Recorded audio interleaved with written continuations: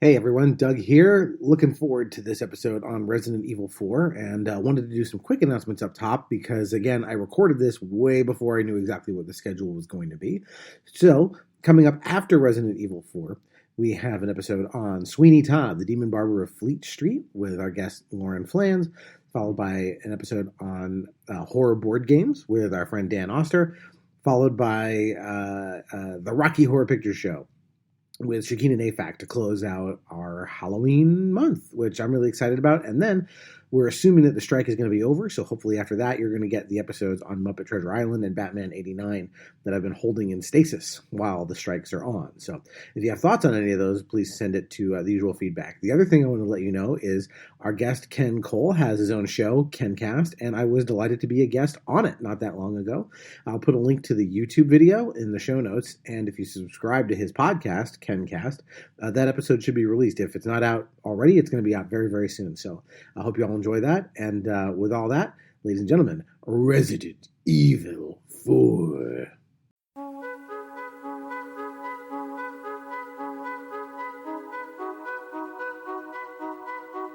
Hello, and welcome to Nostalgia Marcana. I'm your host, Doug Leaf. Each episode of this podcast will look back on the movies, TV, games, people, and phenomena that we still love talking about all these years later, and ask ourselves why these bits of pop culture still enchant us today. This week, we'll be revisiting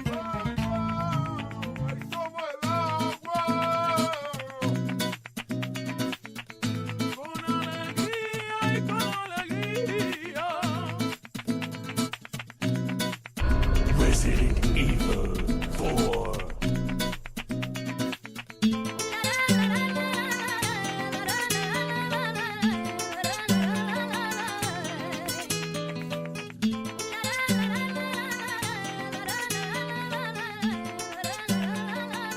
Released in 2005 for the Nintendo GameCube, Resident Evil 4 was not just another entry in a long-running franchise. It was, pun intended, a game changer that completely reshaped the landscape of games. It was so immensely popular that it was immediately ported onto every piece of electronics that could run it. If there was a microwave that could have played Resident Evil 4, it would have been available for your LG microwave.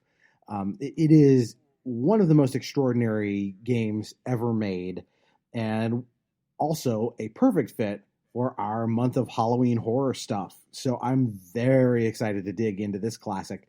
And with me to do it, I have someone here who has been on the podcast several times before. He was on our Karate Kid episode.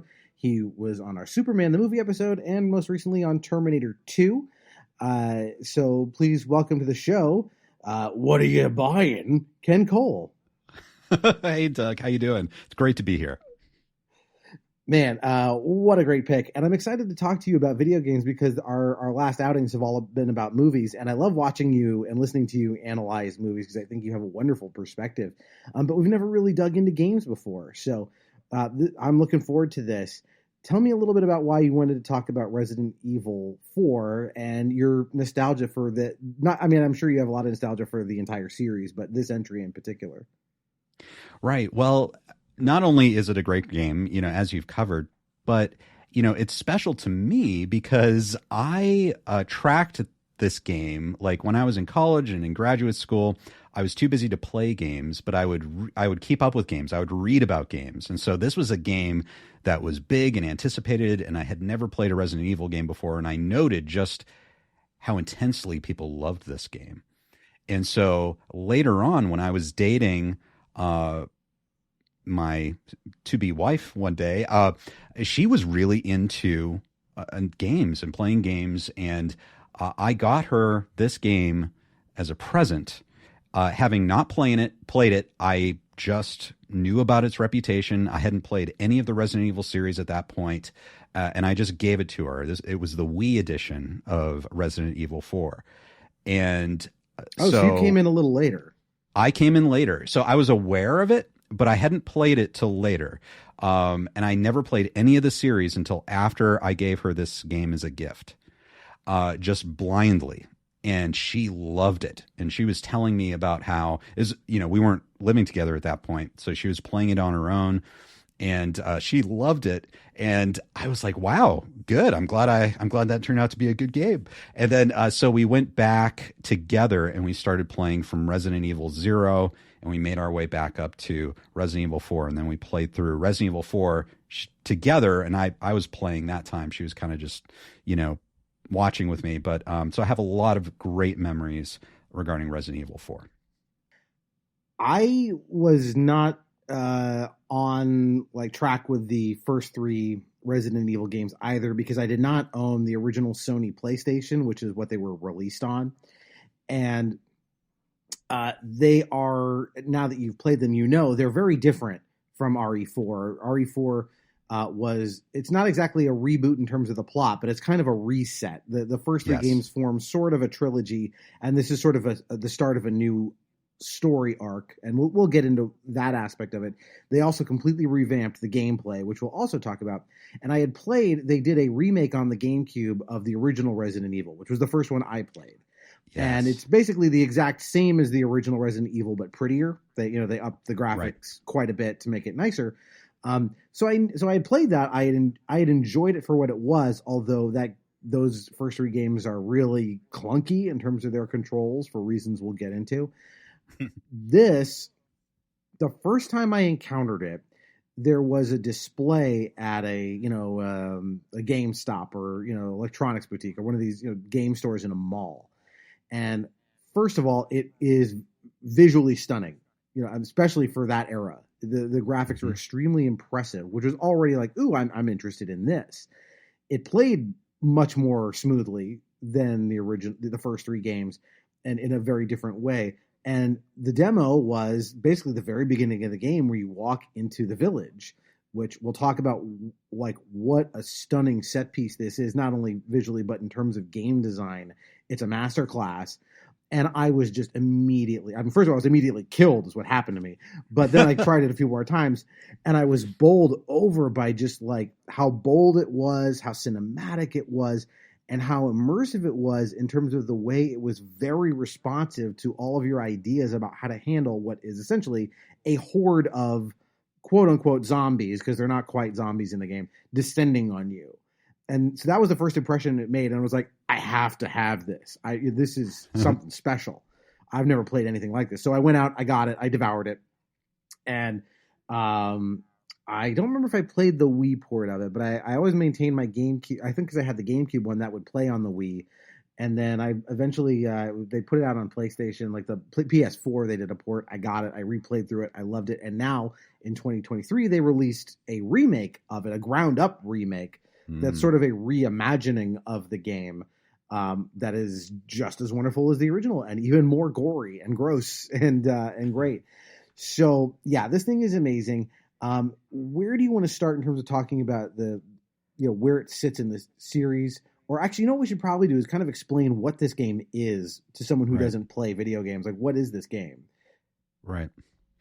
Well, okay. So, wow, that's actually a great place to start.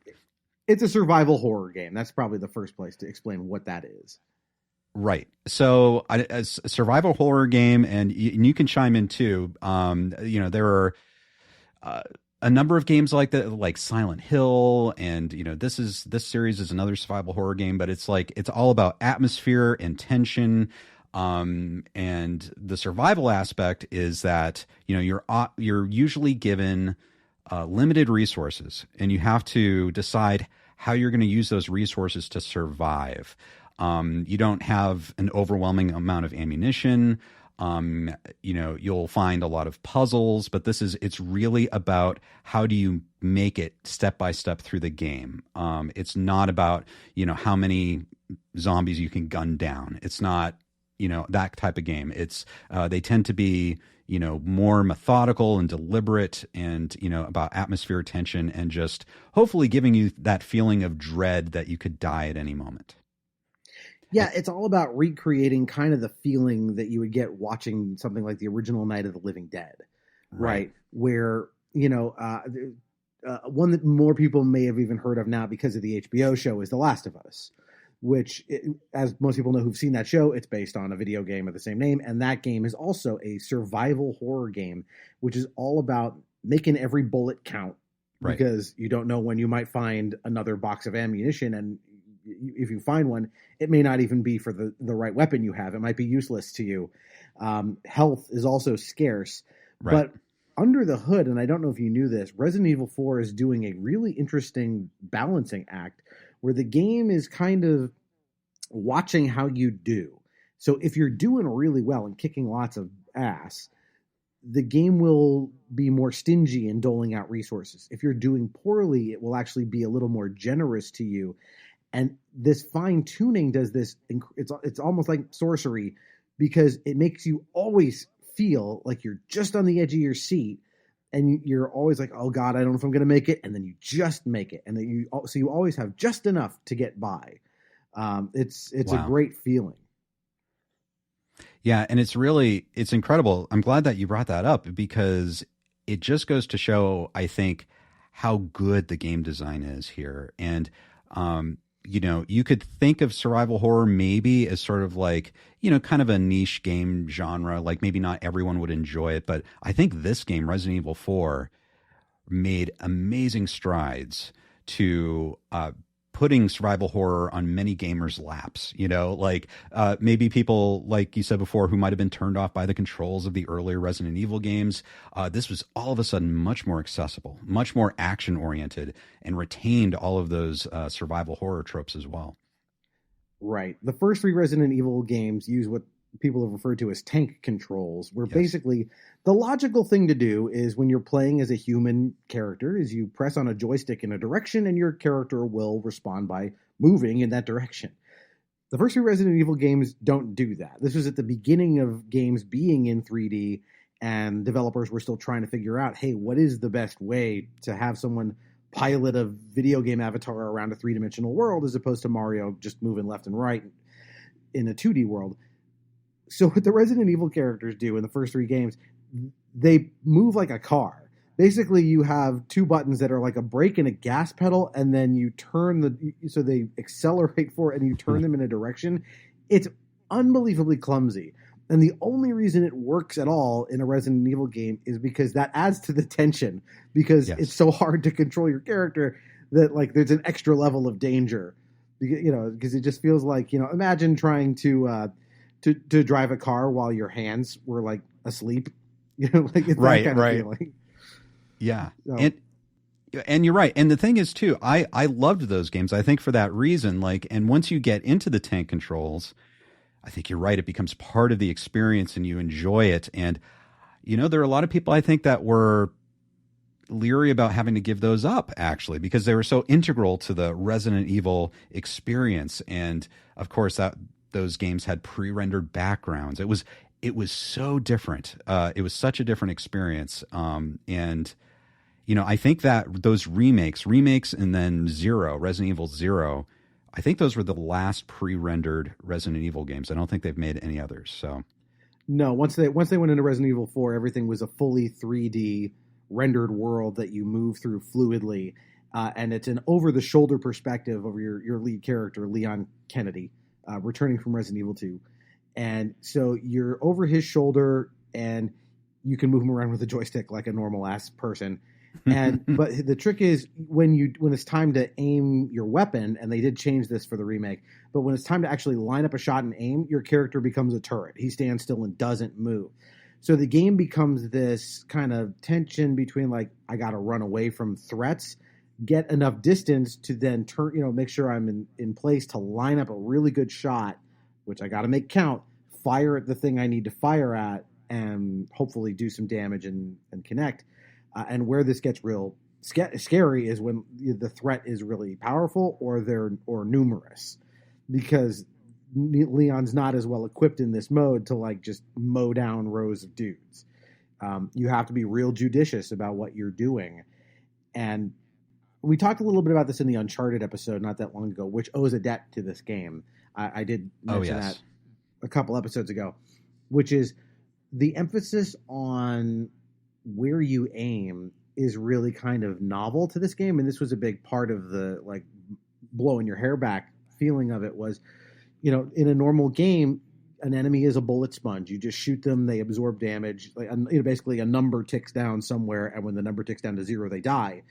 Here, not only did where you shoot them affect them in terms of how much damage you were doing, like a shot to center mass is like good but not great compared to a shot to the head, but you could get real clever and go like, hey, if I shoot him in the leg, he might trip and fall down. If he's carrying a grenade and I shoot him in his arm, he'll drop it and then kaboom, right? So, and if I shoot him in the head after a certain point in the game, some other really crazy shit's going to happen, which we'll get to when we start talking about the story. But the dynamism of that, of like constantly worrying about like, not just do I need to fire at this thing, but where am I going to shoot him while I'm under pressure, is the hook that really gets into you and makes you want to keep pushing through the game. Yes, and I have to bring up, I do have special nostalgia for the Wii edition of this, and I have to say I love the implementation of the Wiimote controls, because that was very unique for this game. As you mentioned, it started on GameCube, so you had the normal sort of stick controls as far as aiming, but the Wii port, they actually used the IR pointer on the Wiimote, so you could move that around to aim Leon's gun. And they did a fantastic job of making it feel like very immersive and giving you that feeling of more granular control about where you aim. Yeah. We talked a little bit about the mechanics of it. We should talk about kind of the tone and the story, because I think as much as like the mechanics are really mind-blowing and keep you going, it's also the story. Like it's not the most compelling narrative in terms of like, hey, The Last of Us, I'm going to kill a child and make you cry, kind of stuff. It rides this great line between, it does a lot of stuff that's really, tense and scary and gory and scary, but also when it needs to, it kind of ramps up camp factor really high. And the fact that it kind of marries all of those tones is really, kind of a neat balancing act. We should talk about what just the basic premise of the game. Sure. You are Leon Kennedy, who's been brought in to retrieve the president's daughter. He has ascended in his career from Resident Evil 2 and the Raccoon City incident. And he has to go to Spain chasing a lead to try and extract the president's daughter and bring her, Ashley, back home. But of course, he runs into some very unexpected problems. I don't know if you'd like to take it from there. Yeah, no. If anyone has listening and has only seen the Resident Evil movies, first of all, as far as I know, none of those movies with Mila Jovovich have adapted Resident Evil 4 directly. They may have borrowed a few elements from it here and there, but mostly that series goes more in hand with the original Resident Evil games, and not by much. Even then, they take tremendous liberties. But basically, the first 3 games are the story of an outbreak of fairly traditional, Walking Dead type zombies in a fictional Raccoon City as the result of experimentation by the evil Umbrella Corporation. 1998. I'll never forget it. It was the year when those grisly murders occurred in the Arklay Mountains. Soon after, the news was out to the whole world, revealing that it was the fault of a secret viral experiment conducted by the international pharmaceutical enterprise, Umbrella. The virus broke out in a nearby mountain community, Raccoon City, and hit the peaceful little town with a devastating blow crippling its very foundation. Not taking any chances, the President of the United States ordered a contingency plan to sterilize Raccoon City. With the whole affair gone public, the United States government issued an indefinite suspension of business decree to Umbrella. Soon its stock prices crashed, and for all intents and purposes, Umbrella was finished.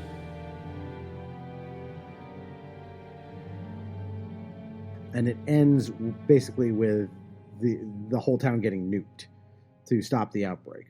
And so, as I mentioned up top, this is kind of a new arc and a new threat, but in the same universe. And so the threat we're up against here is they are zombies, but not in the traditional sense. They are much different from zombies. So they are the ganados, who are basically they're human beings infected with this hideous parasite that is controlled telepathically by like the head parasite, which is inside this cult leader named Osmond Sadler. And so you're up against the cult and all of these infected townspeople from this small Spanish village. And what's cool about them is they don't act like zombies. They don't lurch around as corpses and go, ugh. They're people. They still have some intelligence. They talk to each other, and they're a little faster. And so the way you react to them is a lot different and more dynamic. Again, that's kind of the watchword of this, is dynamic, compared to just a horde of lurching, shambling corpses. And this actually, what was interesting about this premise is that when it came out, it was actually a bit controversial for fans because they weren't classic zombies. And fans were worried before it came out that things would be changing too much. Why are they not zombies? And then on top of that, is this too dark? Like, they aren't zombies, they're actual people that you're watching this happen to. Of course, that kind of went away once the game released, but, I think that was interesting that this was a big change from the classic zombie. Oh, once they're coming at you, like 2 minutes into the game, they gotta die. The moral calculus goes out the window, and we learn, of course, through the course of the game that these people are all beyond saving. So there's no, it's not like we shouldn't kill them because maybe we can cure them. Nope, they're too far gone. Nope. And what I love about them as like a threat, even the most basic ganado is a threat and is terrifying and is interesting to go up against, even just one of them, let alone a town full of them. And that never stops throughout the game. And it's so great because you're constantly being beset by these guys and they never stop being interesting to combat. Yeah. It's and I agree with that change that because they're not classic zombies, you're right. They have intelligence. They have like different movements. Because they have a parasite in them. Obviously different ganados have different sort of phases of attack as well. They have different degrees of this infection, which have different consequences depending on how you shoot them. And, that is just endlessly interesting. And I think that speaks to one of the big reasons I love this game, and I know we're going to get into, is just the continual variety of challenges. And you're right, the ganados and everyone else in the Illuminados, just there's constant variety, and it's fun to go up against them. It's terrifying and fun at the same time. I'm just curious, do you speak Spanish? A little bit. I went to Spain for an exchange trip in high school, and I've gotten a little rusty, but I know a little Spanish. And so I don't know any. Other than, basic, count to 10 and order in a restaurant Spanish. Like, not enough. It's, for someone who was born and raised in California, it's embarrassing how little Spanish I know. But there's an interesting, I think the game is interesting either way. If you know Spanish, it's interesting because these, they're calling out to each other and speaking Spanish, because again, it takes place in like rural Spain. So that can be interesting because you do understand it, but it's also scary if you don't, because it's this added terror of like, I don't know what they're saying to each other. They're yelling at each other about, are they saying they know where I am? I'm trying to hide behind a thing, but maybe they're coming at me right now. Right. It's this great like feeling of alienation on top of just some best in class body horror. Oh my gosh. Oh yeah, absolutely. And, I know we'll get into this later, but you're right. You have like it's just the sort of the grotesque, you feel bad for these rural townspeople, but they are mean. They come after you. And then there are different phases through the game, and you're right, they become creepy, and the things they say change. And it's really, it's great.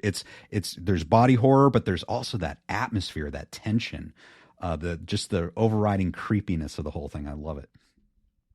Yeah, the game really makes your skin crawl in a way the first 3 Resident Evil games don't, and they're good in their own right, but this is on another level that like it reminds me a little bit of something like The Fly, which the thing with The Fly is there's not a lot of individual jump scares. In fact, there's way more in a game like this than there ever are in The Fly.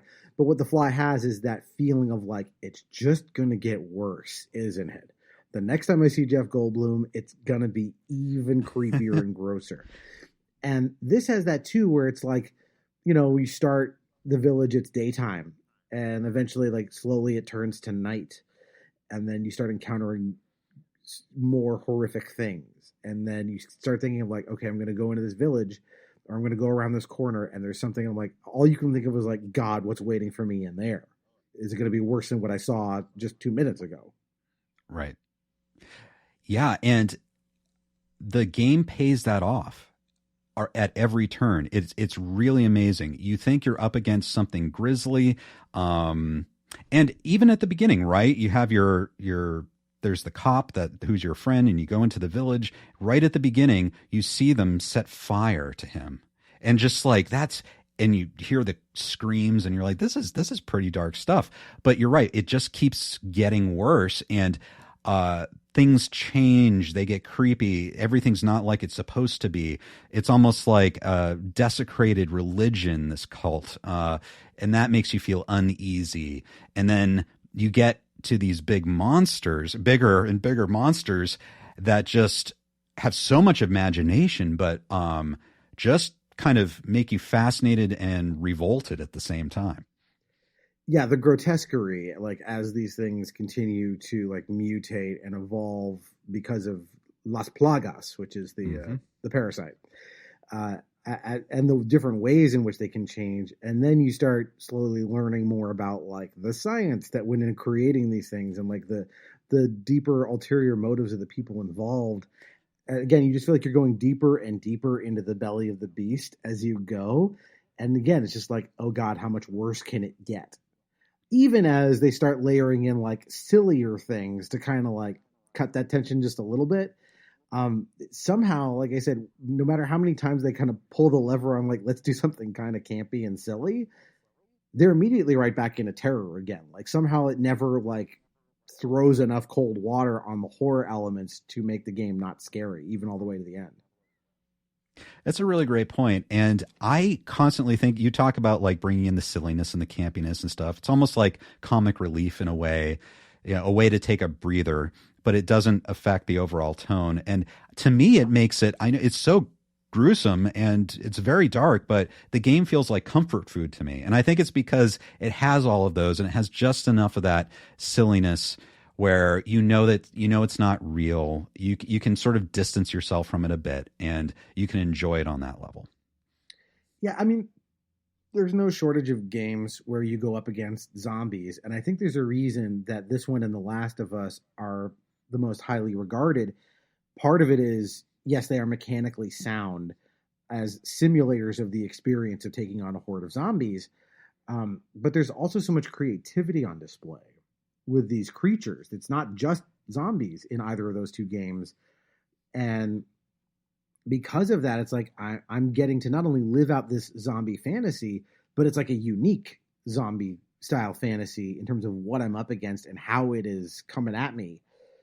And yeah, as you said, the creativity, like they keep coming up with new ways to be gross and scary as you go through it. So it never gets stale. Right. And I know we might talk about this game in relation to the other games. What I loved about this game is that they stepped into action mode. It still kept the survival horror elements, and they still kept some of those great elements of the prior games, including the notes. So you'd come across notes that would be left. And if you wanted to, you could pick them up and read through them, kind of like journals from people. And so if you come across, as you're working your way up to a grotesque creature like El Gigante, you come across like the person who is actually raising El Gigante, and you read their notes, and you don't know what this is, but you know that it's been devouring the village's cows, and it has this insatiable hunger, and it's growing big, and you're wondering, what is this? What is this creature? And you're dreading that you're going to have to go up against the creature. It's like that great foreshadowing, the storytelling of the game I love too. Yeah, I think you're right. They are masterful at like giving you these tantalizing hints of something awful that's coming, to the point where like they can just say the name of the thing. You don't know what it is, but you're like, oh no, I'm gonna have to fight that thing, and it's gonna be gross, and it's gonna be ripping my head off any minute now. And like that alone is pretty special. That like they've because of all of these encounters you have, the effect is cumulative throughout the game. Right. And so let's get into it. Yeah, go ahead. Oh, sorry. I was going to ask you if you had that one moment in this game that just made you go, and like out of fright at all, like when you played this game. We'll get to it. Okay. Yeah, okay. I know exactly what it is. I want to save that for when we get there because it's a special moment for me. Okay. And there are many of them, of course, throughout this because, again, we're picking this for Halloween. It's right in the pocket because of how gross and scary this is. So yeah, the top of the game, you get a little bit of narration about this Raccoon City incident, the fall of Umbrella, and we kind of forget about it for like 99% of the game. And we meet Leon Kennedy. I'm borrowing this from some other podcasts who have covered this game, but they refer to him as God's perfect idiot because he's just kind of a doofy action hero, but you kind of love him. And he's in the back of a car with a couple of Spanish local police officers. They're taking you out to this remote village where you are, again, you've been assigned, the president's daughter's been kidnapped and you got to go find her. Classic, like Capcom shit. That is the developer. We should have mentioned it's Capcom. And, they drop you off in the village. You wander into this guy's house, and immediately it's classic Resident Evil stuff because there's like a pot of like stuff cooking, and you get close to it and you realize like what in God's name is in this pot? This place is full of like rotting meat, and like there's no way like a normal person would live in these conditions. And then this guy attacks you with an axe. Excuse me, sir.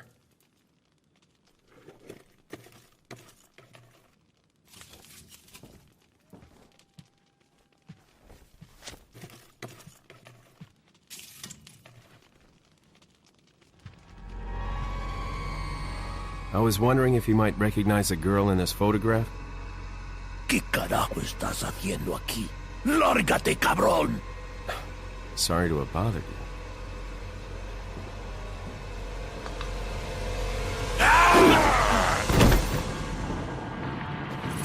Freeze! I said freeze! Yeah, and welcome to Resident Evil.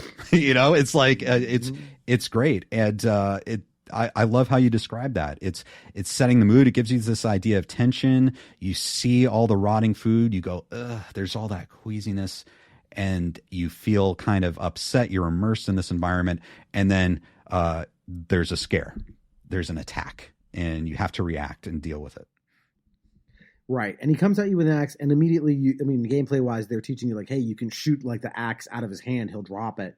Maybe you can, smack him with your knife or, kick him, when he's stunned for a minute. But yes, then you move on from there immediately to the village that we were talking about before, this set piece where you creep up on the village square. There's a pyre in the middle, and like one of your cop buddies is on that pyre screaming. And you can sneak into the village a little bit, but it's not long before they notice you. And now these guys are everywhere. Like you immediately go from fighting one of them to fighting like 15, 20 at a time. Right. And I think this brought up Resident Evil 2 in particular, where you just had to deal with like tons of these zombies at once. But now, as you said, they're coming at you. They're running at you. They have different ways to attack you. They have ladders that they're putting up. You can, kick down ladders, and you're just basically trying to do your best with your limited ammo and limited life to fend them off. And you're not exactly sure where to go or what to do. You're just trying to live. And what's beautiful about the way this is designed from a gameplay perspective is there's no safe place to be in the town. Like you would hope to I can maybe I can get my back up against a wall and I can force these guys into a bottleneck and I can kind of hole up in an area. It won't work because no matter what you do, there's always some way for them to get in from another angle, to come at you a different way. You can climb up to the second story of a building and get on the roofs, but then, as you said, they'll put ladders and climb up. You can knock down the ladders. You can jump out a second story window if you need to.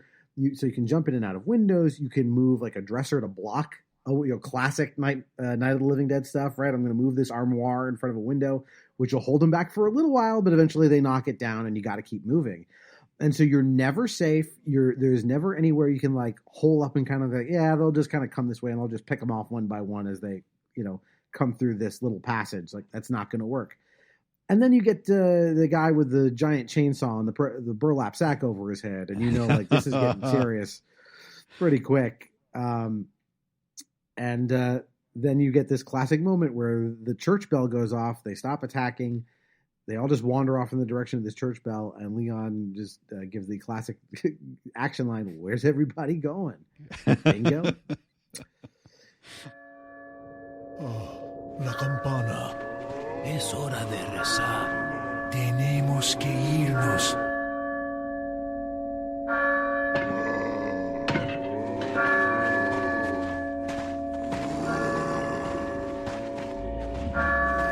Lord Sattler.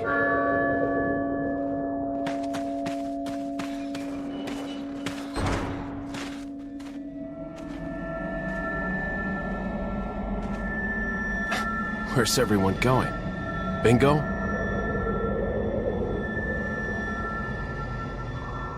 And so now we're off in this whole section of, scouring this village, looking for Ashley.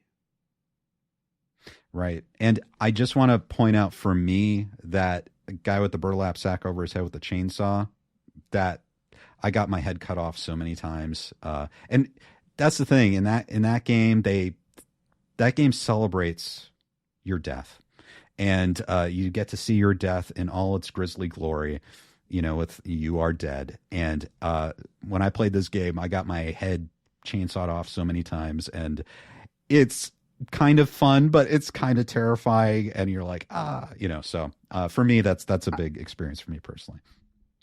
I like that there's also lady chainsaw enemies too, equal opportunity ganados. So I love this whole section of the game. This first part, it's among the creepiest. It's even in broad daylight as you're making your way through the village and the surrounding environs. You just keep running into these guys, and it's just it just keeps getting worse and worse. And then you find out about Del Lago, which again, this is this thing I'm talking about where like they just tell you the name of something you're going to go up against, and you're like, oh fuck, what's Del Lago? I know it's Spanish for the lake, but whatever's in that lake is not good. It's a giant fish monster. Right. And again, great storytelling. The tease where you actually go to the lake itself, and you have binoculars, and you see like two of the ganados dump the body of a cop, one of the cops, Spanish cops, into the lake. And, that whole sequence foreshadowed, and I'm trying to remember in the original version if you see any hint of the monster in that. I don't think you do, but it's a creepy place, and it's a big lake, and you're like, wow, uh-oh. Yeah, what am I going to do with this? Yes. And there's all sorts of like funny little like Easter eggs in the game here and there. And like one of them is like, if you go out on the dock and you just shoot bullets at the lake, it'll come out and eat you and you instantly die. If for some of you a weirdo who felt like doing that. Yeah. But yeah, you go out on the lake, you have to basically you're on this boat that ends up lashed to the thing and you're throwing harpoons at it. Kind of more gimmicky boss fight stuff. But then we get to where things I think really start to pick up, which is you basically wake up on the shore and now it's nighttime. And you asked me, like, what's the moment where, I was like, this is really scary. You're in the night. One of these things comes at you, standard, like, villager comes at you. You do what the game has been training you to do, which is shoot it in the head, which you do. And his head pops like a watermelon and out comes the parasite. Holy shit. The first time that this happens. Yeah. That was the moment for me of like, oh my God, it's, unlike anything you've ever seen. Right. Because at first it looks grotesque and you're like, what is that? And it looks absolutely creepy and horrible. And then these things, these tentacles have blades on the end and they start to swing right out at you. And and hurt you. And you're like, reach. yeah, that insane reach. And, you know, you think about like all the fearsome enemies from the earlier games, you know, I'm trying to think about like, what were they? The lickers, the tyrants and everything like that, but nothing like this enemy. This was, you know, just watching someone's head explode and then turning to this grotesque parasite that has like this insane range that can just slice you. And it's like covered in eyeballs and stuff. Like it's hard to look at. It's really hard to look at, and it's moving really fast. The other thing is like there's a wonderful presentation element of it because you pop the thing's head, and the thing doesn't come out immediately. There's a couple of like just a moment where you're like, well, it's going to fall to the ground and die, and it doesn't. It keeps walking, and you're like, what's this? And then the thing erupts from the neck. And yeah, think of like body horror things of like, you know, maybe Alien, right? It's that level of like this alien, you know, upsetting looking creature that is now, it's whipping at you, and it takes a lot to go down. It doesn't go down easy.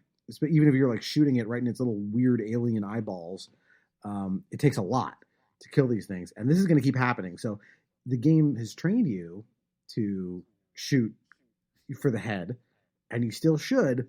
But now you know there's a good chance the decent number of enemies, you know, sometimes they can pop their head and they just die because I guess the infection isn't far enough along. But plenty of times this is going to happen. Oh yeah, and you're right, and it's like it gets to be one of those things where it's like, oh, not again, or you know, in a good way, and it triggers that item management, resource management part of your brain when you're playing these games, because you have to figure out, okay, this is a new complication, so what do I need to do now? Do I have enough ammo? What type of weapon do I need to use to bring these down as fast as possible? Because not only do they live longer, they have much farther reach, and they're much more of a threat. What order do I take these enemies down? And it's like, it's brilliant because it triggers all these things simultaneously. And again, under ideal circumstances in this game, you're trying to line up a good, you know, shot for maximum effect. Harder and harder to do the more of these things are coming at you, especially when these guys can hit you from pretty good range.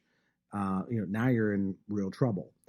And so, you make your way through a bunch of these, and you will continue to make your way through these during the game, to a church where you eventually find Ashley.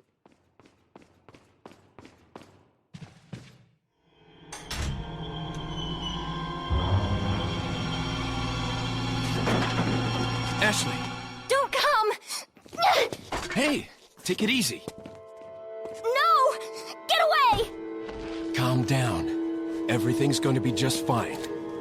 My name's Leon. I'm under the President's order to rescue you. What? My father? That's right. And I have to get you out of here. Now come with me. And you start making your way with her, and now it becomes what is classically known as an escort mission. Right. Which I don't know how you felt about this. You know, I guess I can enjoy these, and some people enjoy these, but it is sometimes like, oh man, I have to look after Ashley. You know, you're so used to just concentrating on the enemies, but now you have to watch out for the health of Ashley as well. And that adds a whole new complication, a new level to the gameplay. Yeah, I'm generally not crazy about escort missions either because of that feeling of like, I don't got time to worry about you. It's that much harder because you can't control her very directly. You can indirectly sometimes tell her to like, hey, you stand still or go hide in a dumpster for a little bit, but it's only temporary. They'll still find her. And later games would do this better. I think The Last of Us does this very well, where Ellie, your companion in that game, she can get in trouble in terms of being attacked by monsters, but it's like it only happens like 5% of the time. It's just often enough that you can't totally forget about her, but not so often that it's like, you know, really, really draining. This game it's not bad, but it's closer to that end of the spectrum because it's earlier on in the life cycle of games like this. They hadn't, you know, worked on the AI enough or figured out like, hey, we don't want you to have to rescue your companion that often because it's difficult. This is a problem in RE5 as well, actually, having to constantly pull your companion's butt out of the fire. But she, she's like this college age or late teens kid, so she's not capable of handling a weapon and caring for herself. She's mostly a damsel, and she's a little better in the remake, I think. But so now the game becomes about basically ferrying her, hopefully, to safety, as you end up meeting your primary antagonist around here, Osmond Sadler, who I like as an antagonist. He's excellently creepy. I'll take the girl. Who are you? If you must know, my name is Osmond Sadler, the master of this fine religious community. What do you want? To demonstrate to the whole world our astounding power, of course. No longer will the United States think they can police the world forever.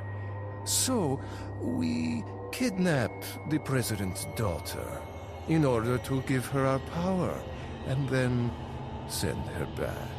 No.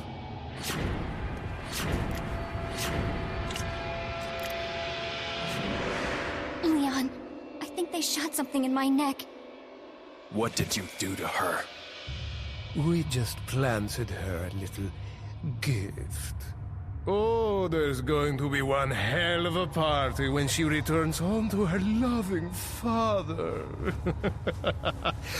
But before that, I thought I might bargain with the president for some donation.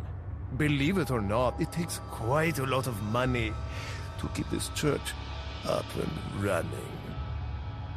Faith and money will lead you nowhere, Sadler. Oh, I believe I forgot to tell you that we gave you the same gift. When I was unconscious. Oh, I truly hope you like our small but special contributions. When the eggs hatch, you will become my puppets. Involuntarily, you'll do as I say. I'll have total control over your minds. Don't you think this is a revolutionary way to promulgate one's faith? Sounds more like an alien invasion if you ask me.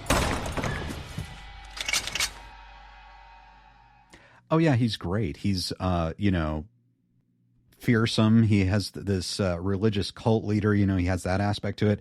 Maybe a little bit of the Emperor from Return of the Jedi. He's got like he's wearing a purple robe, yeah. Right. He's great. He's mysterious. Again, they set him up. Up to this point, you've seen paintings of him. You're like, who is this guy?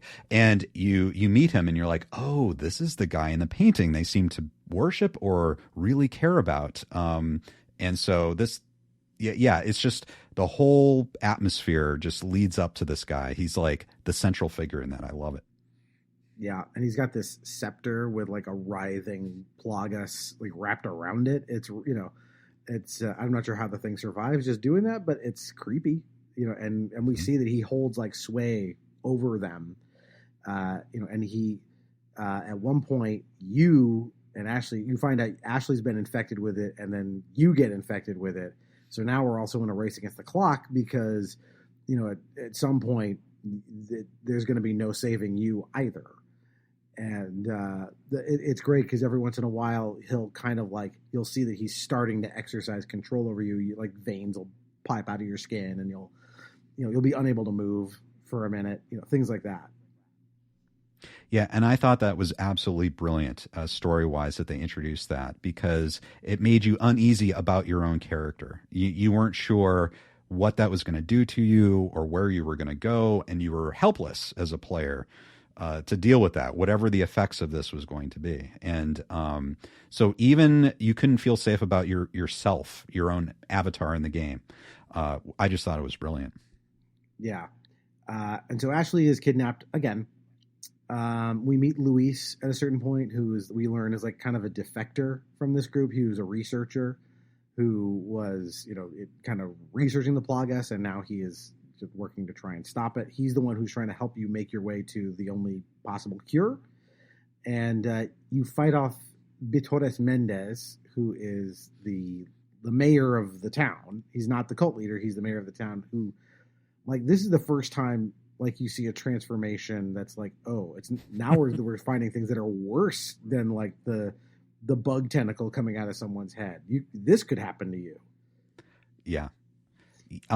Right. And he's, of course, the very intimidating guy with the beard that, you know, is kind of tossing you around at the beginning. And then he's huge. He's like 8 feet tall. He's huge. And I just remember this barn fight, right, that we're going up against. And he's just this grotesque transformation of the body and the spinal column extension. Yeah, it's really, and you're like, oh my gosh, what do I do? And but it's fun too, because, you know, at this point you examine and you try to figure out what are the patterns and what's the weakness. How do I approach, you know, this type of boss? And, you know, which is classic, you know, it's a trope in Resident Evil, and it's grotesque, but this is the kind of stuff that makes you feel like everything's connected and in the same universe to all the other games, I think. And they're doing this thing where it's like, I don't want to look at it, right? You know, but you need to look at this thing in order to kind of clock what he's doing and figure out how am I going to take him down. And you're watching, it's sort of like looking like, as you said, like imagine a person was put on a rack and stretched, and then out of their midsection came like a whole bunch of like scorpion parts, sort of like, it's sort of like that. And yeah, you take him down in this burning barn, and now you're making your way to the castle, which is on the outskirts of town, where we meet Ramon Salazar, who is the Castellan, this diminutive little Napoleon-looking guy.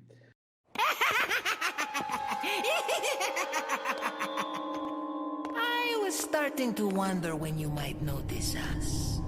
Who are you? Me llamo Ramon Salazar, the 8th Castellan of this magnificent architecture. I have been honored with the prodigious power from the great Lord Sadler. I've been expecting you, my brethrens. No thanks, bro. My, we've got a feisty one. If you care for your own well-being, I suggest you surrender yourself and simply become our hostage. Or Mr. Scott, you can give us the girl because you're not worth a penny, I'm afraid. You can die. I'm never turning into one of them. Never. Got that right. We'll find a cure. Which is where, like I said, the camp starts coming in. It's like this little Lord Fauntleroy dude, who is nevertheless still creepy and under Sadler's sway. And we meet, like, now you're up against, like, similar, like, Ganadas, but they're, like, creepy monks. Yeah, and I have to say I loved this entire section because the setting, it's like everything we loved about the Spencer Mansion, say, in the original Resident Evil, only it's on such a grander scale. I mean, this is a castle, and it has all those, you know, trappings of horror stories. You know, you have that idea of like old aristocracy, and you have the different parts of the castle are in different states of disrepair. But Salazar, you're right. It's like he's fun. He's creepy, but you're right. It's like he's not necessarily scary. It's almost a bit of relief after everything you've been through. Yeah, it's like he doesn't make you mortified. He's entertaining, I think. It's a lot of taunting from him, right? From like up on balconies and stuff, as he kind of looks down on you and, you know, just gives you a hard time. As you start making your way through this beautifully realized, you know, marble castle, and you come up into some really interesting set pieces. Do you have any favorite set pieces from inside the castle? Oh my gosh. Well, I think the one that really like freaked me out, it's later. It's the giant Salazar statue, you know, and we have that, of course, that's much later in the game, but I loved actually just the creepiness of the monks. So if this is earlier, I loved how they set the tone for the section. I loved, just their chants of Morir es vivir, and they kept on chanting that. And I loved how they modified the volume so you could barely hear them in the distance. How do I deal with them? Do I pick them off with a rifle from a distance? What are they going to do to me? And it's just this, just the sense of evil, the sense of something that could be religious, but it's inverted to something that's evil, as we've seen in so many movies and everything. And so I think I enjoyed the atmosphere towards the beginning of this section, and it really set it up well. It's interesting. They are functionally the same as the villagers. They just, different character model, right? They function the same way in terms of the way they move, the way that their heads explode, and sometimes there's, plagas inside.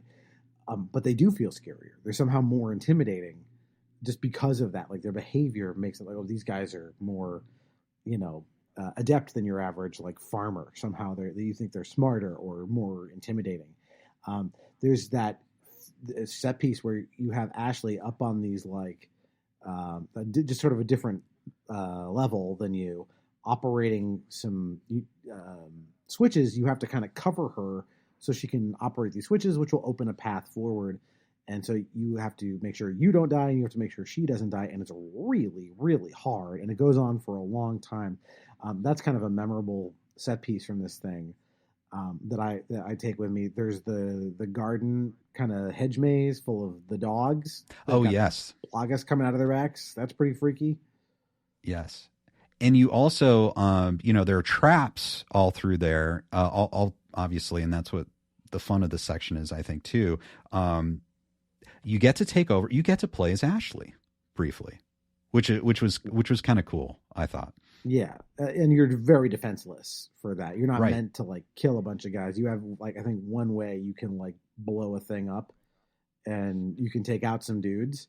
But if you mess it up, well, you're out of ammo now. You have very limited resources for that. Which she's kind of being harried to by these like moving sets of armor, which you assume there's like a plagas inside. Yes, those are real intimidating because again, you have no defensive vocabulary. There's nothing you can do except like kind of run. Right. Right, which is great. It's like changing up the gameplay, and it's just something about this game, the variety of the imagination of how they vary everything constantly to keep you interested. It's great. Yeah.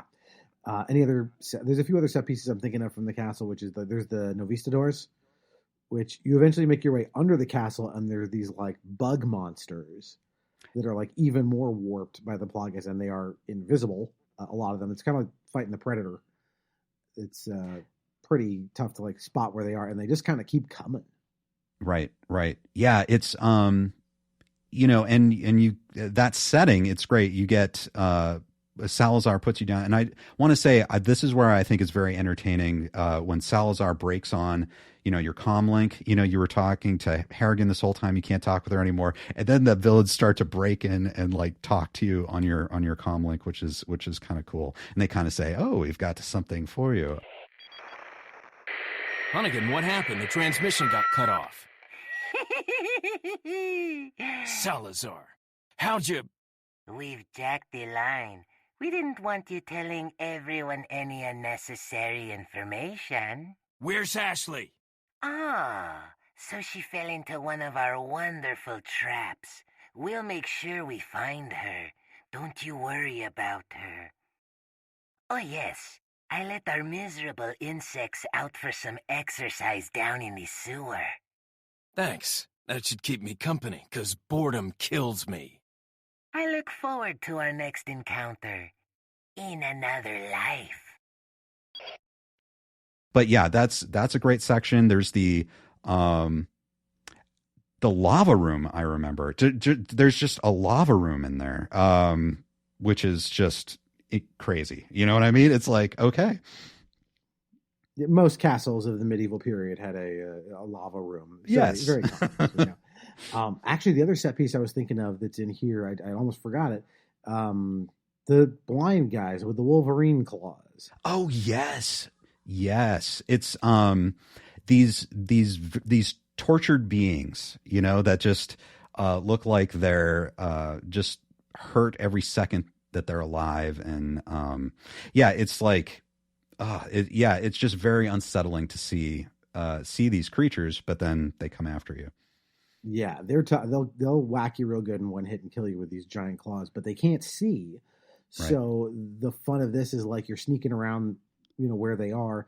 You might find something, you can make some noise in the environment. They'll go running at it because you have to hit them. Their vulnerable spot is just one, and it's right in the middle of their back.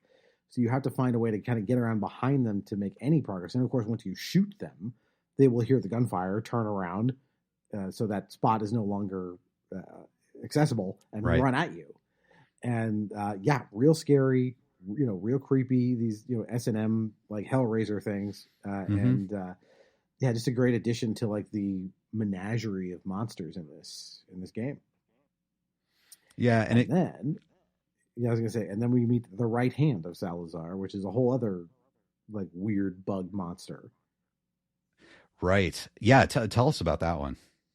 If you remember this guy, this creepy robed, it looked like a centipede almost. It's like robed figure next to Salazar, and you end up in this like kind of longish hallway type section. You have to freeze him with liquid nitrogen, and you can shoot at him while you're waiting for this elevator. And you can kill it by like freezing it and shooting it repeatedly with liquid nitrogen. I've never pulled it off. I was just like, no, I just have to survive long enough for that elevator to show up, and I'm out of here. You don't technically have to kill it. Wow. Yeah. Wow. Yeah.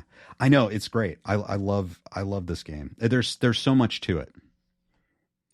Yeah, like I said, a lot of variety in the encounters. But yeah, and then we get to Salazar himself, who does some bug nut shit. Right. And so, there's that set piece that I love, just that giant Salazar mechanical statue, you know, with the hands and everything like that. And I love that. And it's just creepy and freaky to see, you know, it's like the real character is so small, and then this thing is so huge, and then it just chases you, you know. And that's another thing too. How did you feel about the quick time events in this game? Because there were a lot of quick time events. Okay. Yeah, this game really popularized a quick time event. So what we should explain for people who don't know, quick time event is basically the game. It kind of goes into something like Dragon's Lair, where like you start, it's like a movie. You're not moving your character around freely in the normal control scheme. So it's playing a movie, and that at a certain point, a button, you'll press the X button, and you have to follow the leader and press the buttons in, you know, within the limited time allotted. So you have to just be sort of waiting for these prompts to happen, and then you got to hit it correctly. If you hit the wrong button, then something bad will happen. And some of them are just like pass fail. Like if you don't hit the right button, you're dead. I don't like these. I don't think anybody likes these. It was developed as a way to like, we want to have your character do something super cool that he can't do in the normal engine, but we still want to keep it interactive and not just have it be a little movie. And I think it would have worked better if they either just let you fight the thing in the regular way, or just make it just a movie that you just watch, you know, as a cutscene, and then you get back into it. I find these to be, they're stressful, but not fun. Yeah, I agree. I didn't mind them too much in this one, but some of the other, I remember I really didn't like them in Resident Evil 6. It's like I don't know. They're okay. I agree. They're probably better kind of kept to a minimum. It's a way to make cutscenes maybe slightly interactive, but there's no skill really. So, it's the same level of skill as like playing Simon. Right. So yes. Yeah, not a fan of those, but yeah. And then Salazar basically like merges with this like giant flower thing on the wall, and goes from being, you know, a 3 foot tall, you know, joke to being, again, monster grotesque stuff. But you can take him out with one good rocket launcher if you got one. Ah, you just missed her. The ritual is over. She left with my men to an island. What?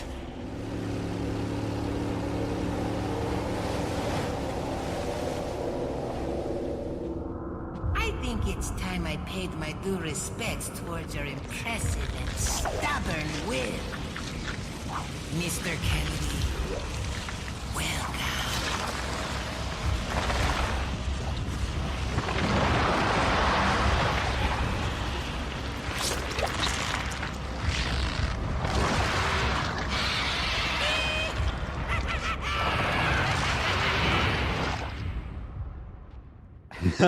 I know. And this is the game that for me started my fascination with rocket launchers and just the power of rocket launchers. And I think it's just because of that satisfaction you get if you have one and you use it on such a crazy enemy like this that, you can take them down. So in one hit. Oh, we didn't even talk about this. The inventory system in this is actually weirdly worth mentioning. It's so satisfying. It's like ASMR for games. You want to talk about what it is. Right. Okay. So this was actually a major development, a major change from the inventory systems in previous Resident Evils, which were basically just kind of like magic item boxes. So you could kind of keep, actually, I'm sorry. Those were saves. You had basically just squares. So you had squares in previous Resident Evil games. You had a certain inventory. The attaché case, was something that was dynamic. You could change things around. Items took up more than one square. So it was important to change and arrange your inventory so that everything would fit. Maybe you could create more space. And it was upgradable. Oh, maybe we should talk about the merchant too. You could purchase upgrades to this attaché case so you could expand the inventory over time. And that was kind of a game in itself, I think, was managing everything and trying to get to everything to fit into certain squares. It's like merging Tetris into this game. Yeah. Where, it's like, you've got this limited amount of space, but I can rotate the things in my suitcase around. And if I need to, I can combine items to take up less space, depending on what they are.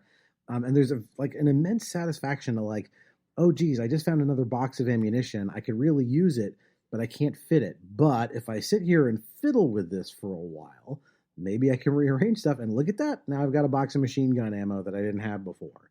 Right. It's immensely, there's a game, I have not played it, I've heard about it, that I want to try, called Save Room, that is literally basically this as a game. Wow. Yeah, you're absolutely right. It's a great system, and until this moment, I don't think I've heard in words just how satisfying it is. You're right. It is satisfying, and there's a lot of gratification to just working with your attaché case. Brilliant. And you mentioned the merchant, so who's this like creepy dude you just encounter here and there along your travels, who will sell you, upgrade your weapons or sell you new ones, other maps to where, treasure is, because you'll be picking up treasure along your way. And it has this nice system where like you find these like loose jewels here and there, and then you'll find like a vase with slots on them. So you could sell the merchant the vase and get some money. But if you fill in all of the slots with the valuable jewels, you'll get a lot more money. So it's always worth it to like hang on to this stuff, make sure you can explore the environment fully to find all of these things, and do that. And then the other thing the merchant has occasionally is he's standing next to basically a door that leads to a shooting gallery where you can get, practice your marksmanship basically in exchange for some modest little rewards. Over here, stranger.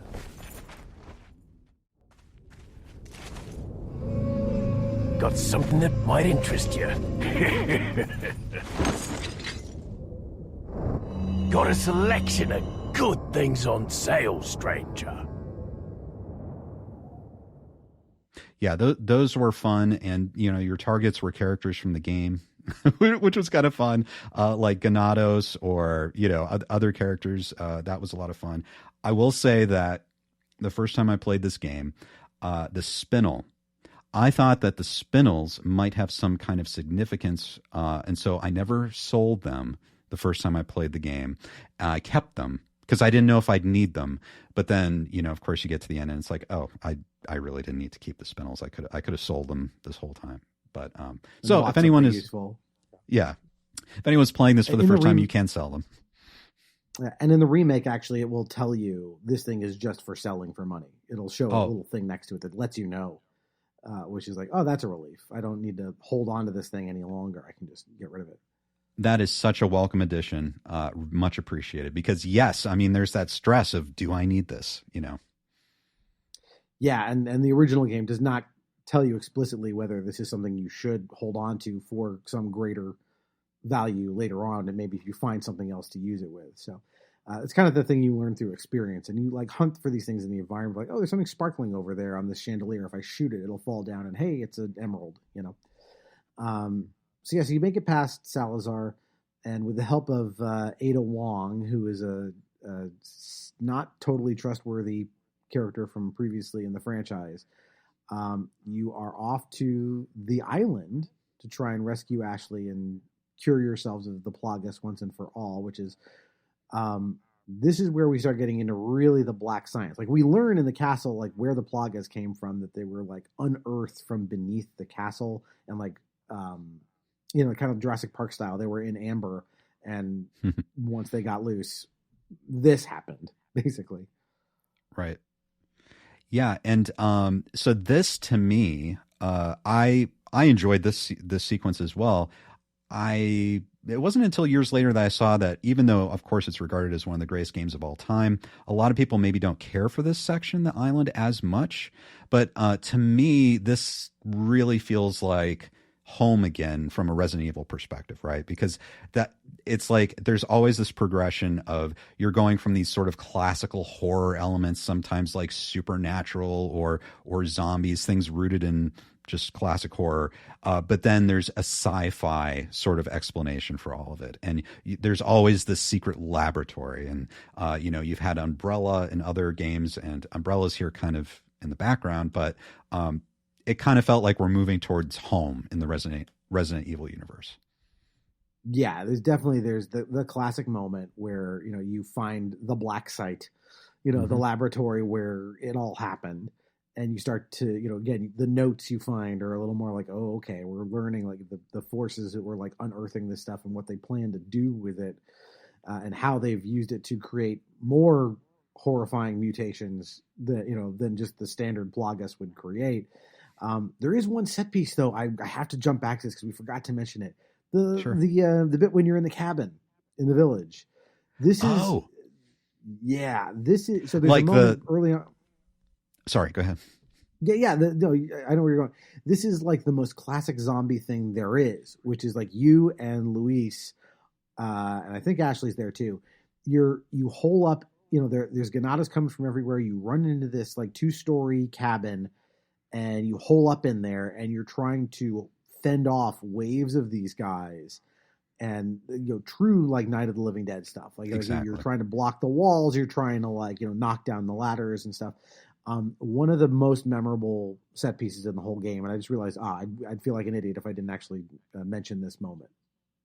Right, because you're exactly right. Night of the Living Dead. This really brings it home to Night of the Living Dead, and it's everything up to that point. You have these creatures who are just coming at you. The Plagas modified watermelon exploding heads. You've got all of that stuff. You've got them coming up.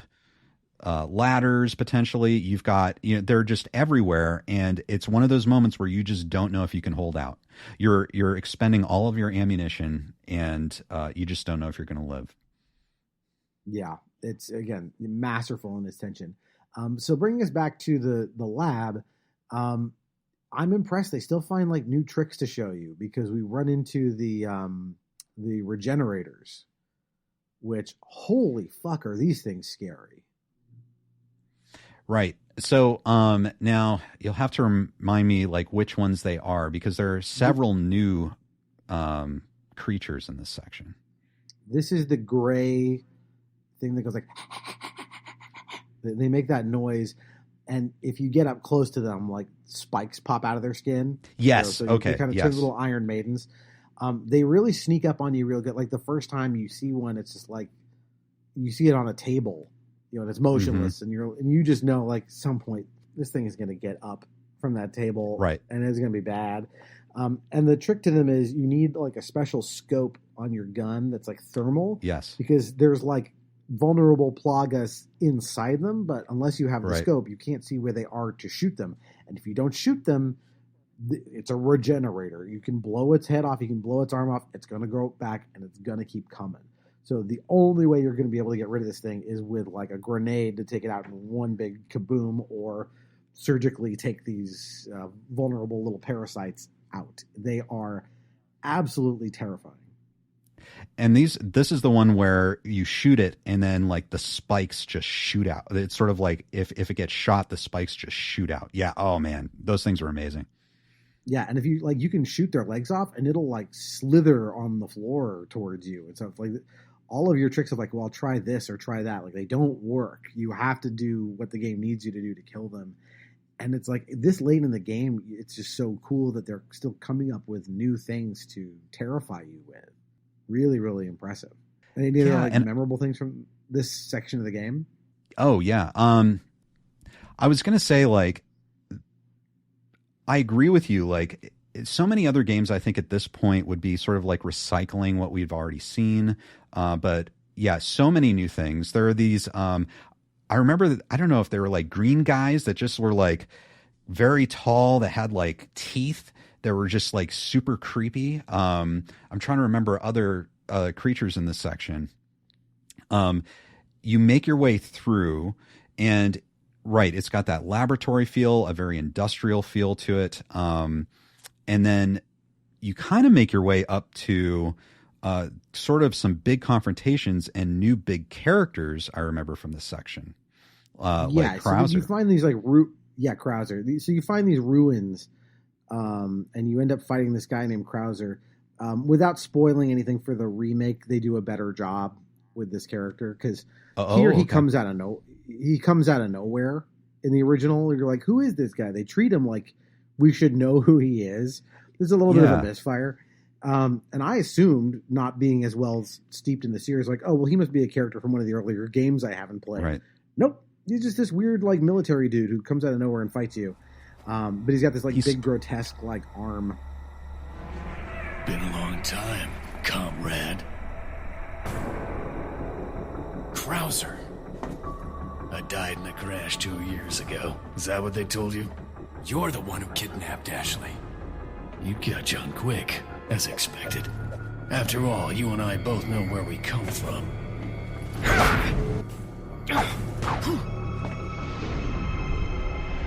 What do you want?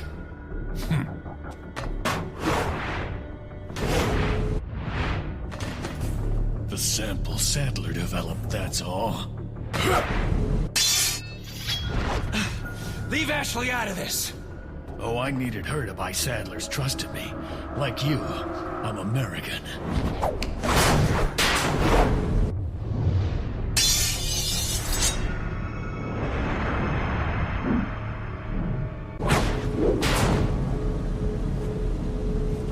You got her involved just for that? So, and he's supposed to basically be an older comrade of Leon. Like they're supposed to know each other. They seem to come. He seems like very military-esque. And you're right. They introduce him like, oh, they know each other. Leon cares about him. And Krauser, I think he was supposed to have died in a helicopter crash or something like that. But you're right. He's obviously enhanced. And then eventually he has that arm. Yeah, it's a tough fight. There's a lot of like drones and things around the area. These like mines that you have to sort of work your way through the maze of these ruins just to get to where he is up on this like parapet where you have your final confrontation. But yeah, his arm is mutated into this almost like a wing, like this big flat shape, and he'll put that up Dracula style kind of in front of his body, and it's bulletproof. So you have to really work your way around to like try and like find an angle where you can get in any kind of a shot to do some damage. It's a very tough fight, very late in the game. It's a little demoralizing, honestly. So I wasn't crazy about this one. There's this wonderful section where we meet Mike, another character that comes out of nowhere, this is just to give you a sense of like, wee, action, fun. That's less scary.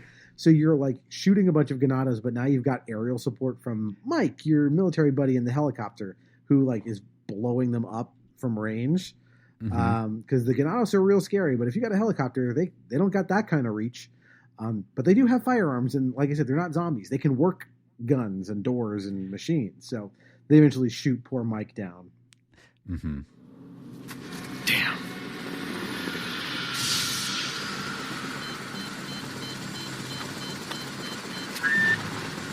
Hey, it's about time. Sorry, bad traffic. I'll cover you.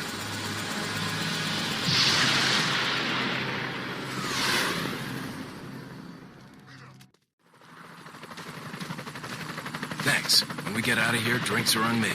Yeah, hey, I know a good bar.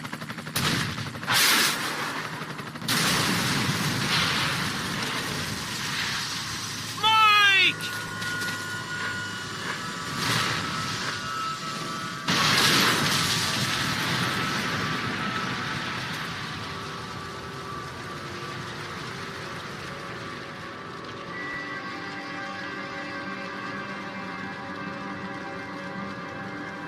I'll make sure you're the next to go, Sadler. Yep. And you're right. I think that's one thing I kind of enjoyed about this section is that, yeah, they can actually use firearms. And you see these guys who are like, they just have rounds of ammo on them and they're coming after you.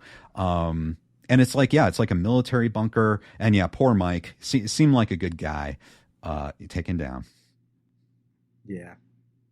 Poor Mike. Lost too soon. Yep. He gets buried in Arlington, though, I'm sure. Yeah, you eventually make your way to like another laboratory, like Luis's old laboratory. He's dead by now. We skipped past that, but he's dead. Nobody gets out of this game alive, mostly.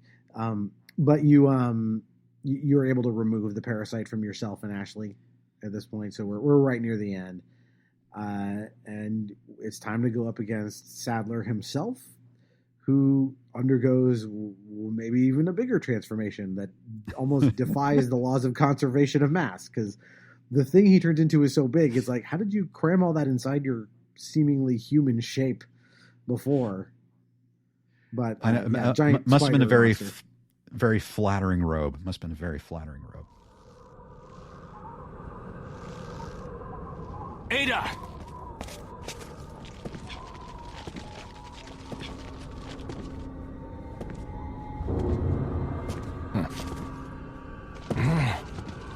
Better try a new trick, because that one's getting old.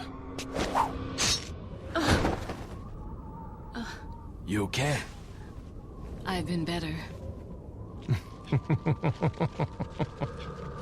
What's so funny? Oh, I think you know. The American prevailing is a cliché that only happens in your Hollywood movies. Oh, Mr. Kennedy, you entertain me. To show my appreciation, I will help you awaken from your world of clichés. Ada, stand back.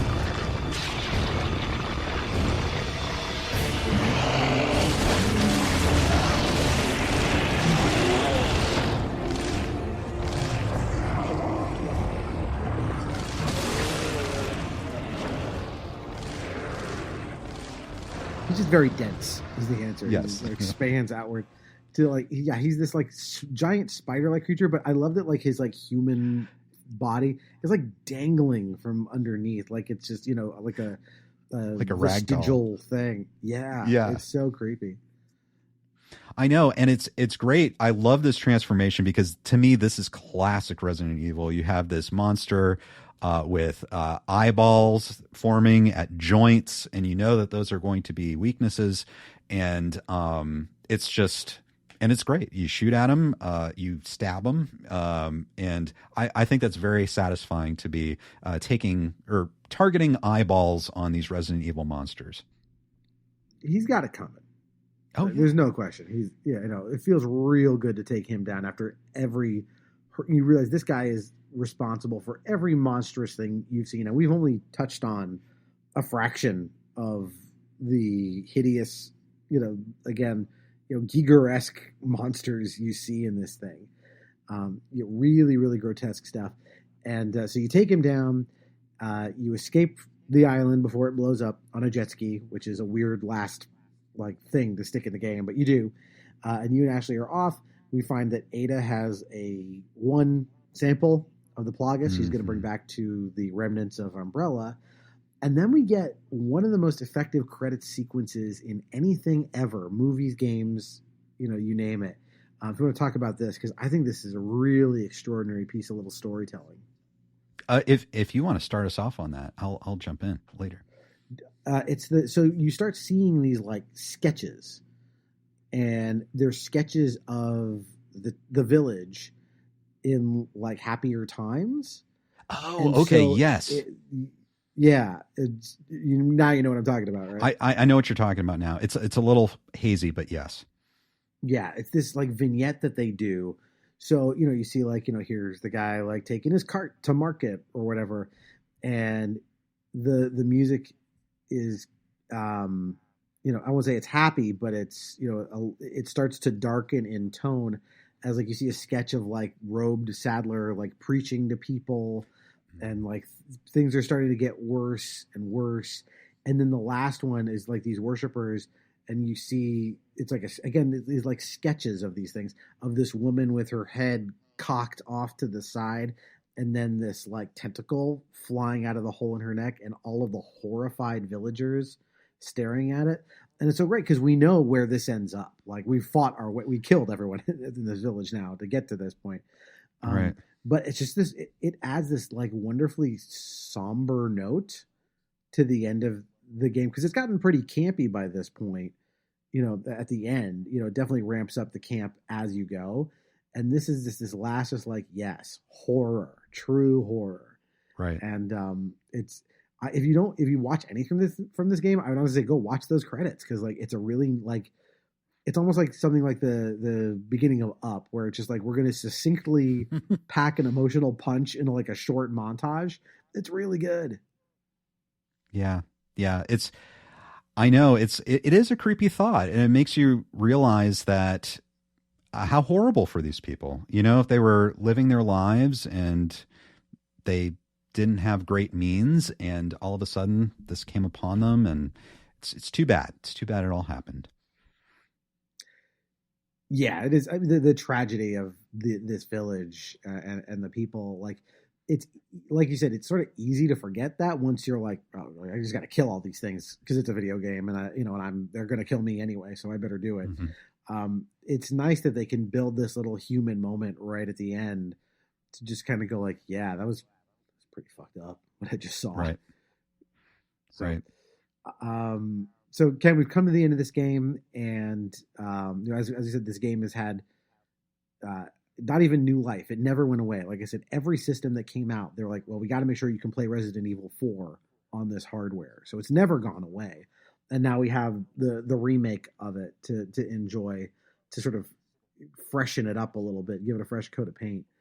But what do you think it is about this game that just, it will sort of be there forever? This is like one of these real high watermarks in video games. Right. Well, and we've talked about it before. I think it's the imagination of the settings, tying back to sort of classical horror, body horror, these things that we all connect to traditionally, even in film. You have those elements of survival horror as far as gaming, and it blends perfectly with action. I think they spent a lot of time developing great characters. Obviously, Lord Sadler is someone that you hate. You hate all of these people that you're going up against. It's a game that constantly surprises you. When you think you're numb to some sort of horror or something scary, it comes up with something new. And I do think the human characters are, Leon, you can make fun of Leon, but I think he's kind of a great sort of protagonist, and we know that he never gets down, so we don't get down. He wants to keep going. He keeps a good attitude about everything, so we want to keep going. You have someone who you want to protect, Ashley, and then Ada Wong in this game. I think she really comes into her own as a very mysterious, alluring character that really became iconic as far as her imagery, like all that action, her skill, her martial arts skill in that red dress and high heels. It might be ridiculous, but it's very iconic. I think later games maybe lean too heavily into action. I think this one was the perfect blend of what made the earlier games so loved, and then introduce an element of action. And I don't know if they've hit that. Maybe Resident Evil 8 is the closest balance they've kind of hit to 4. But they just managed to hit that recipe perfectly. I don't know. What do you think? Yeah, and you mentioned 8. 8 owes a huge debt to this. They're clearly trying to recreate it. It has a fairly similar setting, the European village with a castle and demented villagers and stuff. It's not Las Plagas. It's a different biological threat, but similar ideas. I like 7 a whole bunch. 7 is much more like lean and mean Texas Chainsaw Massacre kind of motif, which I like a lot. Very scary. Again, they completely revamped the gameplay for 7 and 8. But what I think 4 does, it's still, I think, far and away the best in the series. But we talked about how it constantly surprises you. I think what's great about it is it gives you the tool set to have this immersive experience. And that's the thing that games do that other mediums don't, right? You are interacting with it. You are the one who's going to have to fight your way through this threat. You're not just going to passively watch it happen to an actor on screen. You're not going to see that cool credit sequence. I guess you can watch it on YouTube now, but you're not going to get to see that unless you fight your way through this game. And we kept coming back to this word dynamic, right? The dynamics of the way the game is sort of, like I said, secretly giving you ammo when you need it and starving you of it when you don't. The way the villagers so smartly try to surround you, to react to you, the way their bodies react to what you do, the way the game gives you options of like, oh, if I can kick down a ladder, I can wait till this guy is like 2/3 of the way up the ladder and kick it down with him on it and he'll get hurt. The game is constantly doing this thing where it lets you think like, hey, could I do that? Would that be cool if I tried that to him? And the game basically says, yes, do it. See what happens. It could be good. Mm-hmm. And you add on top of that, yes, the like best in class body horror, just the macabre creativity of it. And it's just this unbeatable recipe for just this incredible experience. It's a roller coaster ride. I've played through this game, several times plus the remake. And it's like, you don't get tired of it because it is dynamic. It is changing around you. So even when the story beats are the same, the constantly changing, shifting way these encounters happen, it always feels alive in a way that most games don't. Like most games, you can kind of feel the code and so often exploit the code, as you get used to even the best games. And here it always feels like it's like, yeah, I'm smart enough to keep step with you. And that's really special. Yeah, you're right. That reward you get too. It's like, even when it's scary, when you pull something off, it boosts your confidence that you can face these horrors and it's fun. I think you put that very, very well. I think that's probably a good place to leave things. I think we've done it. We've covered Resident Evil 4 front to back. Ken, if people want to find your stuff, where do they find you? Sure. You can find me on social media. My handle is Kenergy Cole. On YouTube, that's where I have a lot of my content. My channel is Ken Cole. And you can find videos, discussions, and live streams. KenCast is also a podcast, so you can find that on your favorite podcast platform. Thank you so much, Doug. Of course. Glad to have you here. A little admin on our side. If you want to give us feedback, you can find us on the socials. We are on the sinking ship that is Twitter /X @NostalgianPod. We are now also @NostalgianPod on BlueSky. You can find us on Threads and Instagram @NostalgiaMarcanum. And I would encourage you, if you're going to pick one of those, go with Instagram, because that's where I put bonus stuff every week. And, just kind of, I think that's probably the best portal to interact with us right now until we can find a better one. So look for us there. If you have thoughts on our recent episodes, which include, of course, Resident Evil 4, It's the Great Pumpkin, Charlie Brown, Queen, and before that was Uncharted. I'm not sure what's coming up next. I've been recording things out of order, so I'm not entirely sure what is next for spooky month in October. So, but it's going to be something, and it's going to be spooky, and I hope you like it. So there you go. Ken, man, thanks again for dropping by. It's always a pleasure to talk to you. Doug, thanks. It was a pleasure and an honor. I always love these discussions. All right. So until next time, that is one more entry in the Nostalgian Arcana.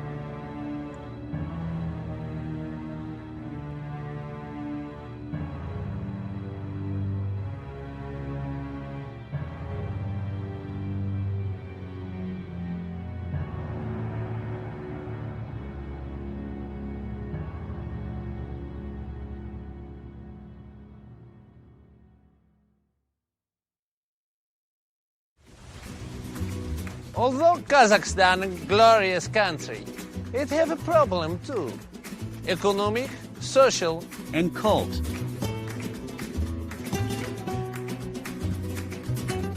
Whoa, whoa, whoa. Whoa, whoa. King in the castle, king in the castle. Have a chair, I have a chair. I am in a nest of cult. They have cleverly shifted their shapes. One of them has taken the form of a little old woman. What is the best gun to defend from a cult? What you see is what I've got. Come on and make my day. Book. Oh, nice. Leon, help! Well, I want to say hello.